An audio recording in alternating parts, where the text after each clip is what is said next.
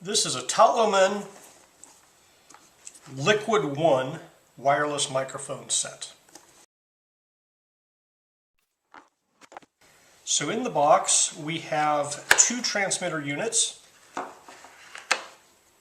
and a receiver unit.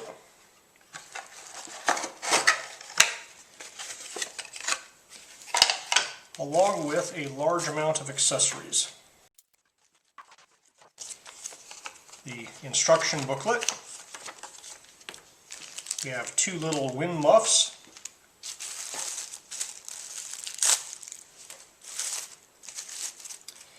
This is the world's cheapest set of earbuds, which are for monitoring.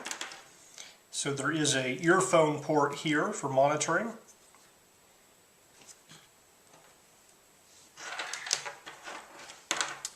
We have a set of USB-C to Lightning cables, a USB-C to USB-C cable, and a USB-A to dual USB-C cables. Alright, so this guy here is a TRRS 4 port to a TRRS 3 port. So you'd use this cable if your input device is only for a microphone. And this is a TRRS 4 port to 4 port, so you'd use this cable if your input device is a speaker microphone combo. But there's a little hole in there, and you just have to get half of this round thing in the hole, and then it's stretchy, so you stretch the rest of it over the top. But with all these little fuzzy hairs, it's difficult to see what you're doing. Okay, I got it there. Okay, so these guys have two holes on the top, and the fuzzy thing really covers these up, but the audio jack on this side over here is for monitor headphones, and the audio jack on this side over here is for an external microphone. So they do support an external microphone, but they have the built-in microphone here. Alright, I have the A linked. Let's try B here. So I'm going to push the B button.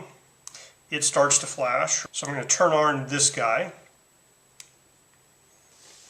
And in this case, B went solid immediately. And the reverb is on by default, so we're going to turn that off. The noise reduction is on by default. I'm going to leave that on for now. And so now both of these guys are connected to the receiver. Alright, I have my phone. It's an Android phone with USB-C. When I plug this guy in, it should enumerate as a microphone. So I'm going into my video camera, and in my video camera under settings, here it says wired mic connected, so you can pick the phone microphone or the wired microphone. So now at this point I can record a video with audio coming from this guy over here. So when I point it at myself, the audio should get better. When I point it away, it might get worse. You're probably hearing my fingers on this guy, so when I rub the side, I've heard fingers before. So I'm going to take this and clip it to my shirt here. Okay, I have this clipped to my shirt, and this is an example of the audio quality you can expect. Alright, these guys work as pretty good wireless microphones. There's a couple of quirks that prevent me from being super enthusiastic about them. Little minor things like, hey, they give you a 2-port charging cable, but there's 3 devices. And this guy will not charge off an OTG, an on-the-go cable, and it requires the on-the-go cable to be used as a USB audio device. So you plug this into a laptop or a phone and it won't charge it, but it will use it as a USB audio device, and that works fine. But if you want to charge it, then you have to switch over either to a regular USB-C cable or this double-headed USB-A to USB-C cable that they provide. The reverb function, I do not understand why you would want that on this microphone. The mute, I could see, a person wanting to mute their own microphone, but if they accidentally push the reverb button instead of the mute button, then you suddenly have reverb on all your audio. So maybe that's a feature for musical instruments. I'm just not seeing it useful. It does include a 4-port to 4-port and a 3-port to 4-port adapter. I tested this and this worked correctly with my Sony camera. And here I'm far away recording audio through this guy. I'm going to turn on the reverb effect so you can experience that for yourself.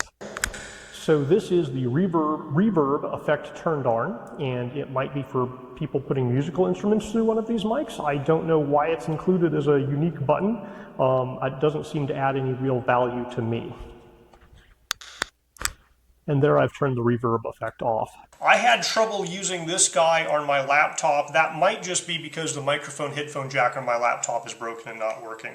But using it with the USB data connection through the on-the-go USB-C cable recorded audio pretty well.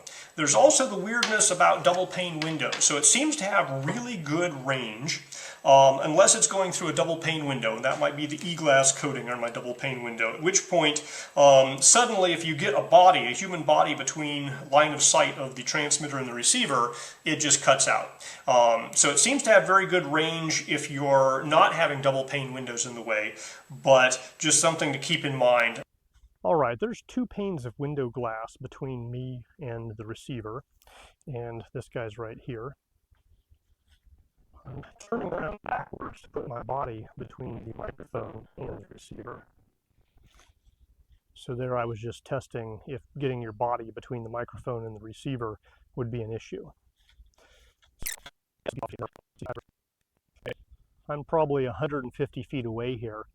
I have had it work from this distance while I was facing the receiver, but I've also had it not work when I was not facing the receiver.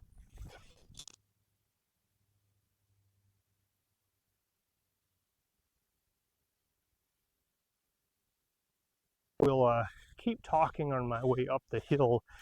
In general, with all these audio devices, you want to test them and play with them ahead of time and make sure you know which combination of cables and wires work with your particular equipment, and just check it and make sure everything's going to work for you before you go off and do your interview with it. And then ideally also monitor your audio while you're doing the interview, preferably with something a little nicer than these provided headphones. I mean, it's nice that they provide something, but they're bottom of the line something. So at the price point, it's a pretty good kit if you need something to record audio wirelessly.